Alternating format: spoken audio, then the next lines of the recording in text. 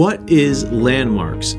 The Landmarks Preservation Commission governs all of New York City, as you can see on their website. They have special rules that apply to certain neighborhoods and other rules that apply to different neighborhoods. More or less, when something is being reviewed by the Landmarks Preservation Commission, they are asking themselves, will this drastically damage the architectural look of New York City that people are expecting?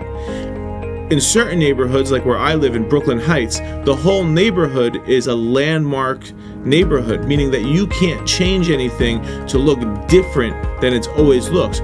If you want to build a new building, it has to be consistent with the style of a certain color palette and a certain architectural features that older buildings might have had. Landmarks governs all of New York, and you cannot get building permits if Landmarks doesn't want you to. So it's not just certain areas, but they are hyper-focused on specific zoning areas.